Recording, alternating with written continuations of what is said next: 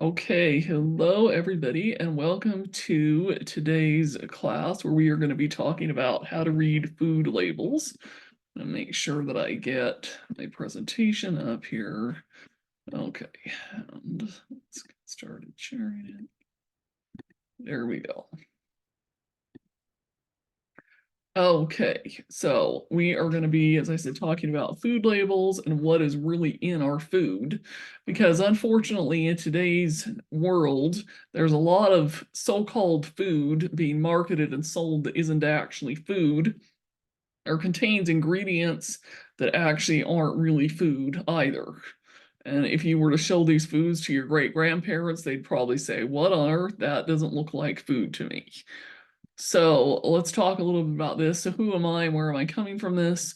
So I have been a health coach for going on. It's been about 9 years now since I graduated from Institute of Integrative Nutrition. I've personally been gluten-free for almost 11 years, so I come with a lot of expertise about how to identify what's in the food, partly out of necessity because I had to give up gluten for autoimmune reasons.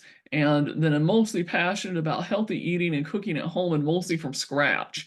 So if you were to look in my cupboard, my fridge, that kind of thing, you would find that 90% of the food that I buy is not have a package or a label to begin with. And the ones that do are primarily things like canned green beans or frozen vegetables or packages of brown rice, the quinoa, that kind of thing, where the package is there, but the ingredient literally just says quinoa or brown rice. And that makes up 90% of what I buy. And that is really, at the end of the day, one way to have good health and to avoid all the problems and pitfalls of food labels is just don't buy food without a label. Now, obviously, that's easier said than done. So we're going to talk about what to look for when you are buying food that has labels. Okay, so why must you really read food labels? Well, the first reason is that there is a lot of hidden ingredients in food that has labels and packages, and a lot of things that are either not technically food or things that may be a processed derivative of a food that just really are not that great for you. And a lot of times, the very front of the package, if you pick it up, you probably will notice, and we'll look at some examples here in a few minutes, that highlights only the benefits and not the downsides. And food manufacturers do all kinds of tricky things. And unfortunately, our government doesn't stop them from doing some of these tricky things. So a lot of times the front will say in big letters things like low fat, low sugar, gluten free, no this, no that, or whatever. But then when you turn over the package, that, well, that may be true, they're hiding a little bit about what's actually really in that food, and they're highlighting only maybe the good things about that food, and they're not pointing out to you some of the things that you really might make you stop and think twice about, should I really be eating that food? Okay, so a couple of things, misinformation in food labels. So a couple of things that will often happen is sometimes they will make claims that either aren't relevant or that are misleading. So an example of that would be claiming that something is vegan when it's really obvious that it's vegan, like something that's only made from vegetables to begin with, or claiming something's gluten-free when there's clearly no possible way that that thing could have gluten in it. So an example would be like a bottle of ketchup. There's never gluten in ketchup. So, things like that. Or, for example, saying it has 100% of your recommended daily allowance of vitamin D or some other vitamin, but yet that product's also hiding other things in it that you really probably shouldn't be putting into your body. Or another claim that happens a lot is something that says it's low sugar, and it may have low sugar, but it also has synthetic sugars that are added to also spike your blood sugar, has corn syrup in it, has processed oils, that kind of thing. Or another one that's a good one is it says no MSG, but it has modified food starch or other kinds of preservatives that could cause a similar effect to your body as MSG. So they're advertising it doesn't have MSG because they know that a lot of people don't like MSG, but they're hiding all of the other preservatives and things that may be in that product. So can be a lot of problems. So a couple of other things to be aware of. Ingredients are listed in the order of the amount that is in that product. So for example, you pick up the back of a label and it says that the first ingredient is chicken, but then the second ingredient is sugar, that's a clue right there that regardless of what it says on the label, there's going to be more sugar in that product than there probably should be. And another example of that would be something like ketchup. A lot of times tomatoes are the primary ingredient, but sugar is the second ingredient. And ketchup's a big one because ketchup in many cases has more sugar than a lot of candy in it. And a lot of times people don't realize that. And there are versions of ketchup that you can get that have a lot less sugar or sometimes even no sugar, but the regular common brands of ketchup have as much or more sugar in them as a lot of candy. And that's something people don't even realize, but it does. And claims can also be based on the serving size, which can sometimes be really small. So they're making that claim that it's low sugar or it's low this or low that based on, you eating such a ridiculously low amount of that product that it's a lot less than anybody's ever really going to realistically eat. So you really need to look at how much of the product are you probably going to eat in one serving. And then, of course, some of the different hidden things that we've talked about already. So a couple things you probably should never really eat. And I say never, but if you're going to go out to eat at a restaurant or, occasionally going to have some candy, different things like this, some of these things you may get small amounts of, but you really should try to avoid some of these things as much as you can. So the first one is processed and refined sugars.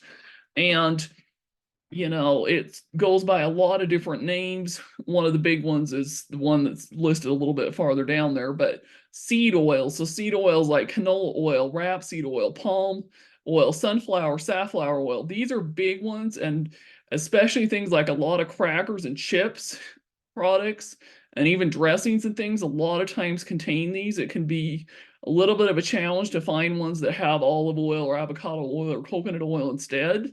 But as much as you possibly can, you really should, especially if you have any kind of serious health issue or an autoimmune condition, because these seed oils are inflammatory and can definitely increase your inflammation throughout your body, increase your pain, all that kind of thing. And so it's worth it for you to read labels and try to avoid those as much as you possibly can.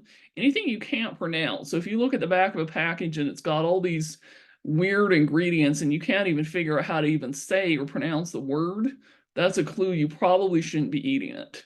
And you should not be eating MSG. You shouldn't be eating high fructose corn syrup. So that's another trick that sometimes manufacturers will use to say it has low sugar, is that they'll put, maybe just a little bit of cane sugar in it. Then they'll spike the sugar amount up by adding in high fructose corn syrup. Natural flavors is another big one. And natural flavors are tricky because depending on what the product is, in some cases it may or may not necessarily be as big of a deal, but a lot of times it will be like they call it a natural flavor, but it's not really natural because they're basically taking the flavor of something, but because of the way they've processed it, they sometimes can get away with saying, oh, it doesn't have any artificial flavors, but when in fact, and say natural flavors, but you never really know what's actually in natural flavors, and it could be all kinds of different things. And so it's one of those red herrings that you want to try to avoid if possible. And then dyes that are in food. So things like especially red dye is the big one.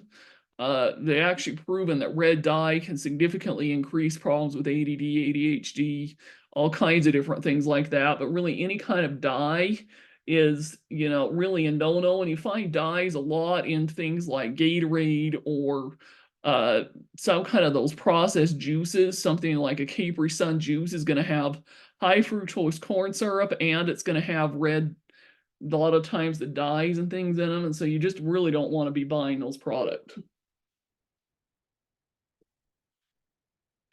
And so here's a warning, a couple of things to look out for. So the first thing would be claims on the front of the package.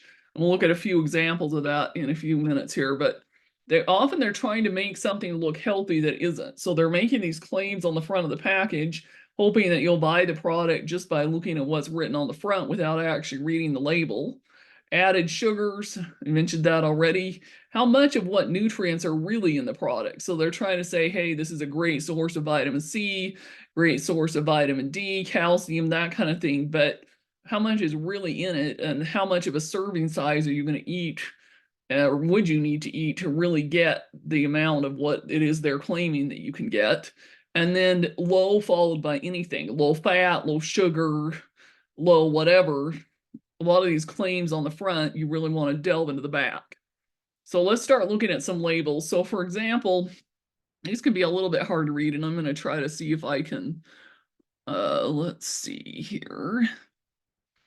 There we go. I'm going to try to see if I can, well, maybe I can't, but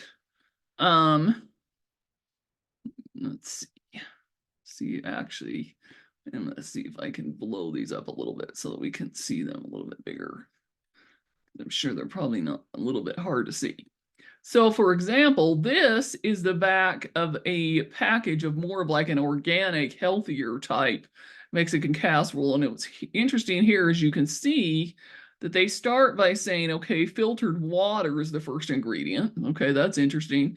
And they say organic corn, okay, and then organic corn masa.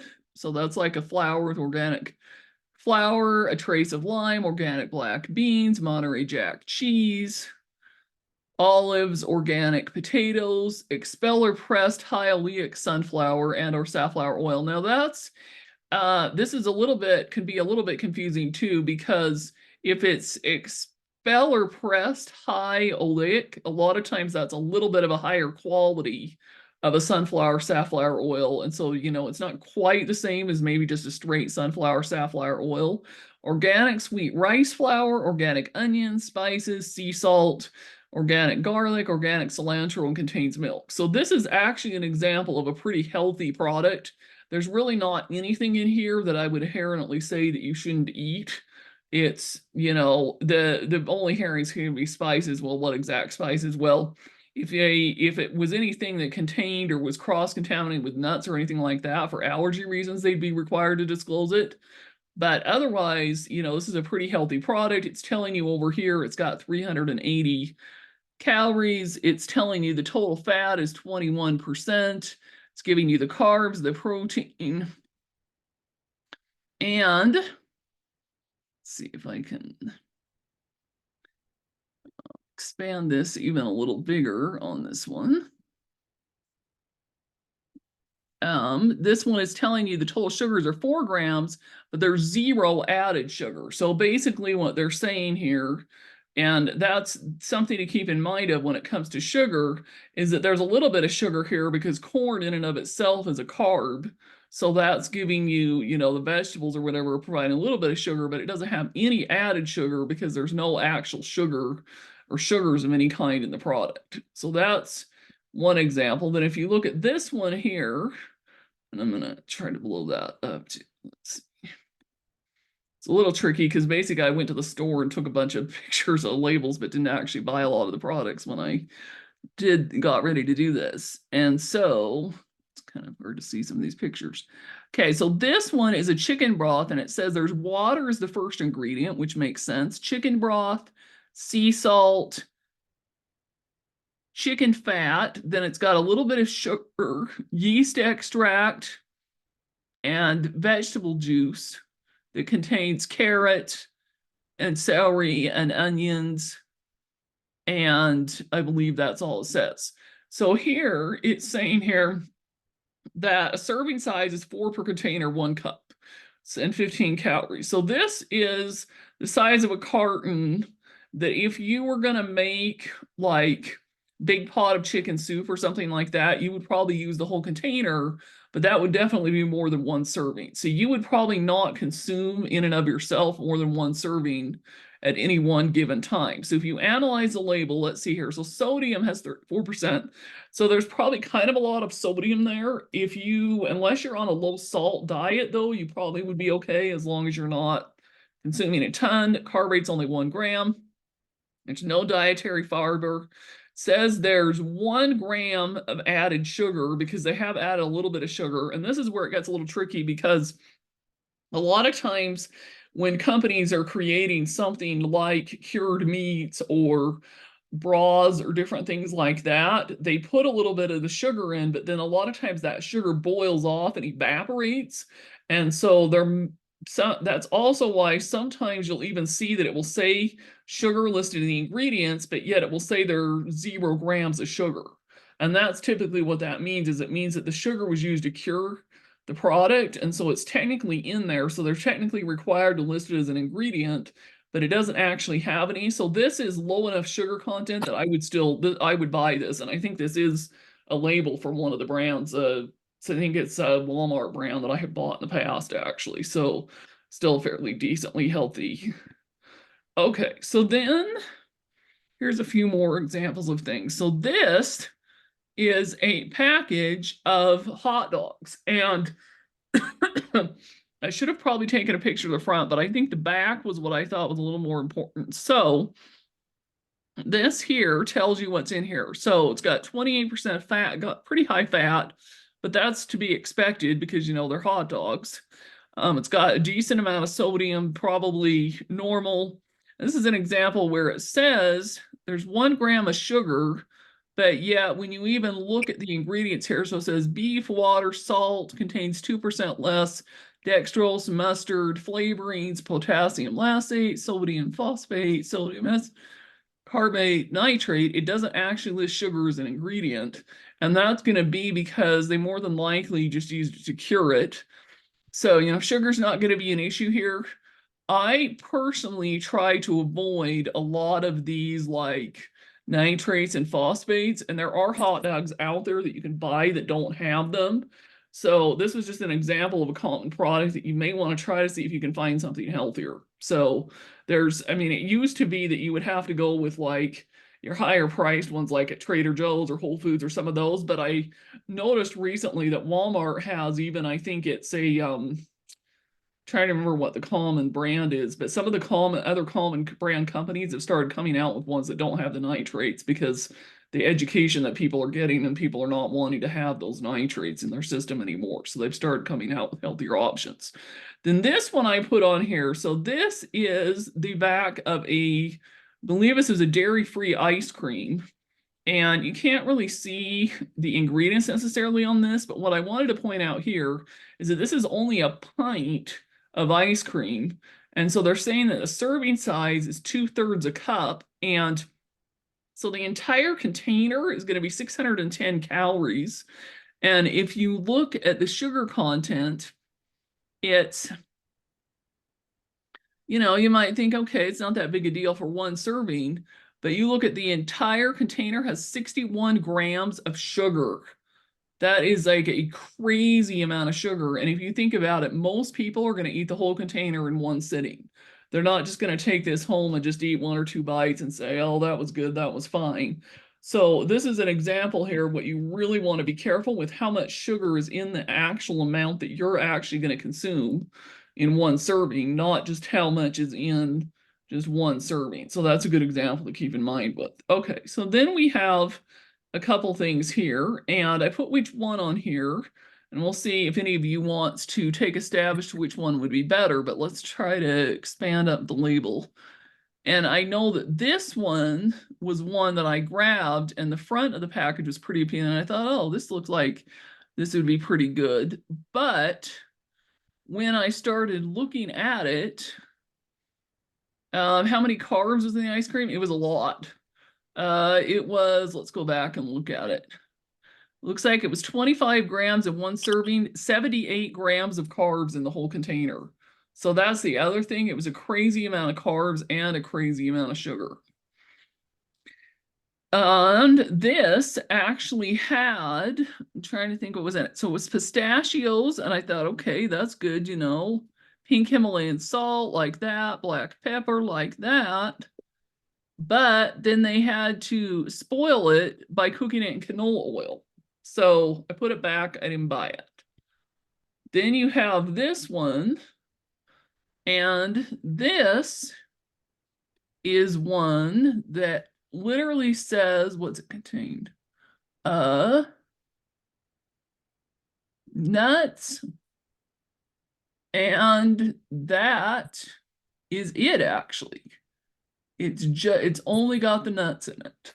So that's something that is really common that I actually look for. So I try to buy the nuts just the dry, plain nuts, not the roasted where they add a bunch of oils and salts and things to it, because then you're adding in a lot of things that can, increase your fat and your salt and your all that kind of stuff. So that's the thing I look for when I buy nuts specifically. Okay, then these were two fairly similar products, and I don't know what I'm going to be able to read labels. I think this one was a little bit too, but if I remember right, this particular one, this 90-second rice one, and then so these are both, well, this is, I think, a rice and a quinoa blend, and this was at Smith's in particular, which is a Kroger store. And then this one was just a brown rice. And one of them has basically just rice with, I think, the rice, quinoa, maybe a little salt, maybe a little olive oil or something. Whereas the other one, I think it's this one right here. I just can't quite zero on all the ingredients, had a whole bunch of other ingredients listed. So that's something you just want to keep in mind is look at, how many ingredients are there, what's actually in it. Serving size wise and calorie wise, these were pretty similar because I believe this is 2 servings and this one is, I believe, 2 servings as well. So this one might have a few more calories, I think.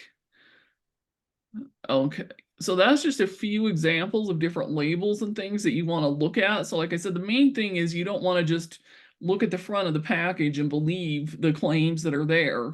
You want to actually delve in and look at, how much sugar, how much carb, what's actually in the serving size, not the amount that you would actually consume, not just one serving. You want to read through all the ingredients and really analyze what's really in this product. So that's something to keep in mind of. So a couple of other things, I do offer personalized one-on-one health coaching with different things. One of my specialties is helping people give up gluten or dairy or switch to a special diet if that's something that they've been told that they need to do. So if that's something that you have an interest in, you can see my website there, but the first step there would be to visit this URL, and I can put it in the chat as well, and actually schedule an actual time for us to actually talk about it, see if I can actually help you out.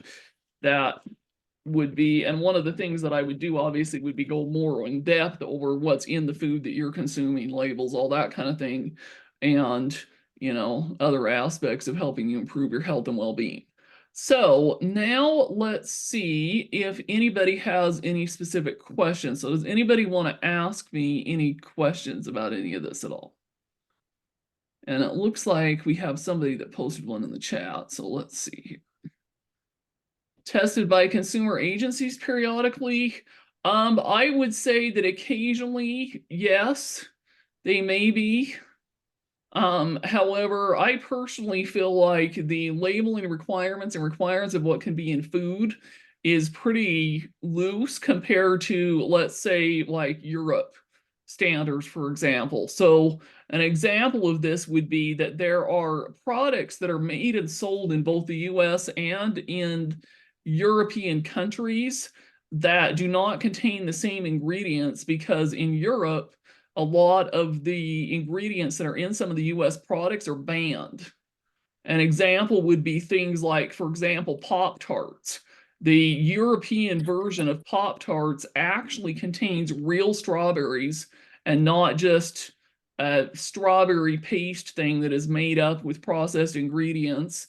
And a lot of times, instead of a red dye in a lot of things, you will find them they actually contain real strawberries or raspberries or things like spices that are actually a real food product rather than a dye, simply because that is what is required to abide by European laws. So that's just something to keep in mind, is that the US doesn't have as strict food label requirements, and that's one of the reasons that as consumers, we really should be reading and analyzing what's really on the labels of what we're buying and not just assume based on what we see on the front of the package that, oh, this is fine, let's just get this.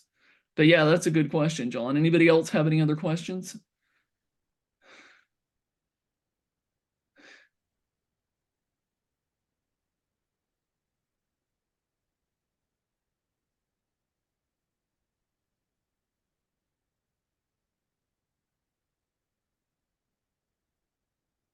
I have a question real quick. Uh-huh. Okay, so when you're reading a food label and it says total sugars or whatever, but it says zero added sugars. What if the regular sugars is high? Yeah, that's gonna be where reading the ingredients are gonna come into play. Because if you look at, for example, the soup, or oh well, what's it soup? I guess it was those like burrito things that I looked at where it said there were 4 grams of sugar per serving, but there was no added sugar. Mhm. That's because the product doesn't actually have sugar. They're they're measuring the sugars of what's in corn primarily, or what's in the vegetable, because fruits and vegetables have sugar too. Right. So a good example of that would be something like potato chips are typically going to have a fairly high volume of sugar as well, but there's typically not going to be actual added sugar in it. Okay. So to answer your question, Glenda, too, the hidden sugars, that's the big thing, is reading the labels, making sure that knowing what sugar can be. So it could be things like cane sugar, brown sugar, white sugar, high fructose corn syrup. There's a lot of the so-called sugar that isn't really sugar, sugar-free things like stevia and honey and maple syrup and all those kinds of things. Like if you look at, even for example, a pure bottle of maple syrup, it's not technically sugar, but it kind of is sugar, and the actual sugar content of it's going to be through the roof because it's basically a natural form of sugar, and the whole thing is Mhm. basically sugar. So Mhm.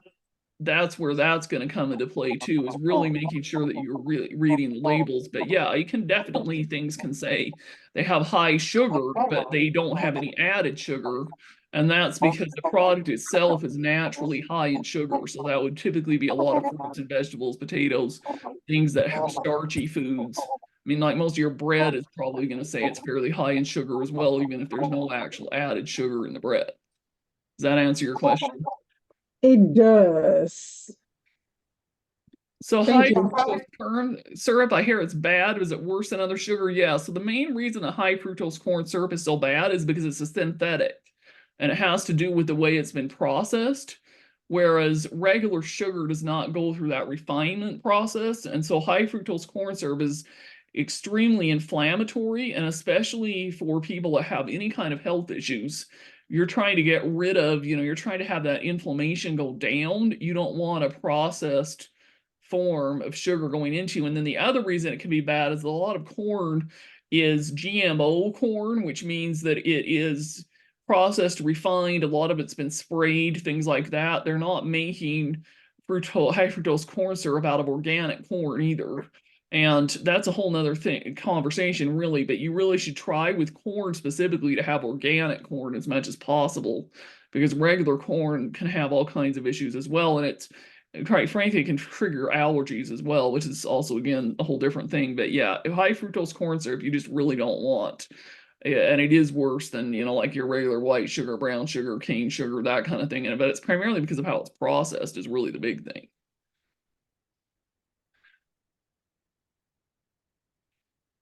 Anybody else have any questions?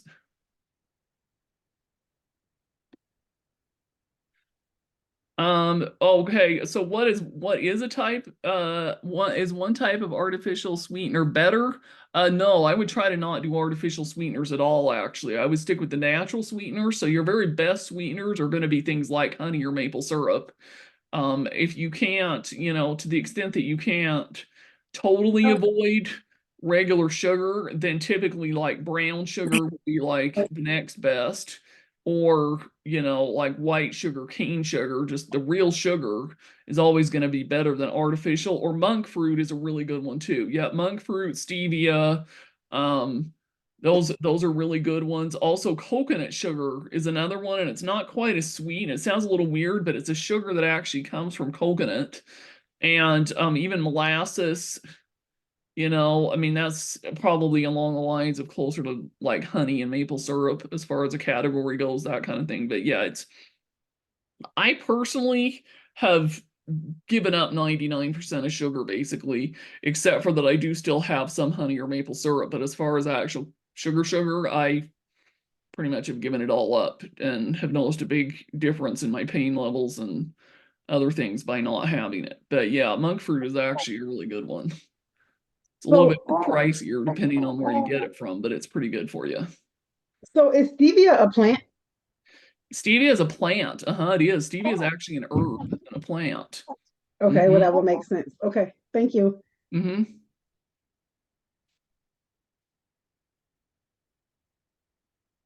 Okay, anybody else have any other questions?